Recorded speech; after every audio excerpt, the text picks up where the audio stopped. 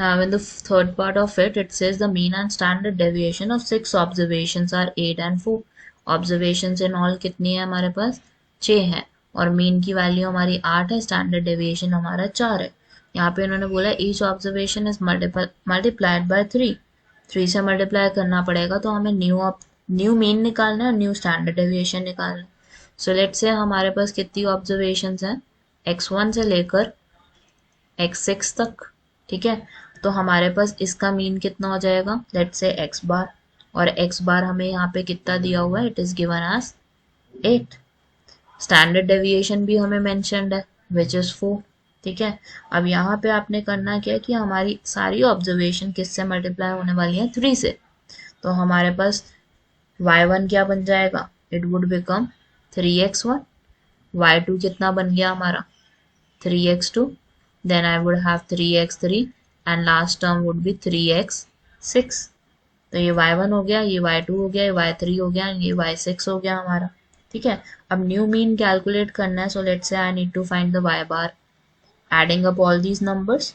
तो हमारे पास क्या मिल जाएगा 3x1 x2 x3 और x6 तक। डिवाइड किससे करना है, कितनी ऑब्जर्वेशन है इन टोटल 6, तो हमारा यहाँ पे 3/6 हो गया पहली बात। और हमें ध्यान देना है कि ये हमारा क्या था, this was the initial mean, यही तो था 8, क्योंकि x1 plus x2 plus x6 तक डिवाइड करोगे 6 को, तो हमारे पास मीन क्या आएगा 8। तो आपने क्या करना है, you need to substitute the value of it as 8। तो हमारा y बार कितना हो गया 24, that is the new mean of this question. And standard deviation निकालना, तो स्टैंडर्ड डेविएशन कैसे निकालोगे, first you need to find the variance of the new observation, variance निकालना पड़ेगा। तो वेरिएंस क्या होगा हमारा 1/n summation yi minus y bar का whole square. 1/n in this case is nothing but 6, और यहाँ पे हमारे पास ओल्ड स्टैंडर्ड डेविएशन कितना था 4 था, एंड ओल्ड वेरिएंस कितना हुआ, इसका मतलब 16 वॉज देयर। तो हमने 16 दिया हुआ है ओल्ड स्टैंडर्ड डेविएशन, पहले इसको मैं थोड़ा सा चेंज कर लूँ, old standard deviation is there and old variance is there. So old variance was, नहीं स्टैंडर्ड डेविएशन वाज 4, और वेरिएंस क्या होगा, ऑब्वियसली उसका स्क्वायर होता है, तो 4 का स्क्वायर इज नथिंग बट 16। अब हम ओल्ड वेरिएंस भी निकाल लेते हैं एक बार, मतलब ओल्ड वेरिएंस से I would be finding x value. तो ओल्ड वेरिएंस का फॉर्मूला क्या यूज करोगे, 1/n summation is there xi minus x bar का होल स्क्वायर इज देयर। अब ओल्ड वेरिएंस की जगह क्या सब्स्टिट्यूट करोगे 16, now 16 is equivalent to 1/6 summation of xi minus x bar whole square. So from this old variance I can easily find the new variance। कैसे, अब देखो xi हमारा किसके इक्विवेलेंट था, yi is equal to 3 times of xi, क्योंकि सारी values का हमने क्या कर दिया था 3 टाइम्स कर दिया था।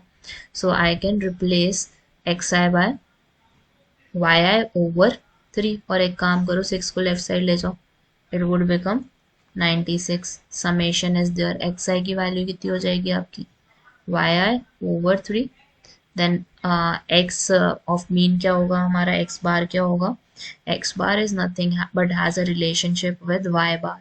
कैसे है, देखो y बार था 3 टाइम्स किसके था ये x बार के, सो y bar is nothing but 3 times of x बार। तो x बार की वैल्यू कितनी आ गई आपकी यहाँ से y bar over 3 whole square.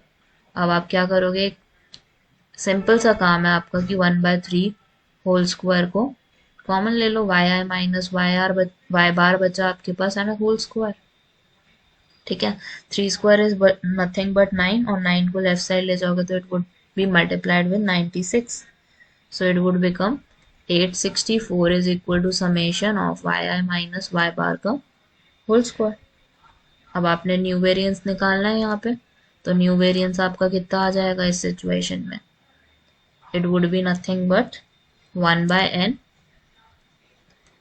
New variance is 1/n which is 6 summation of yi minus y bar का whole square। 1/6 as it is summation yi minus y bar whole square हम निकाल चुके हैं which is 864, divide it, you would get 144 as the new variance. And new standard deviation कितना होगा आपका? It would be root of new variance. So it would nothing be 12 का square and take a root over it. So the value you would get is nothing but 12.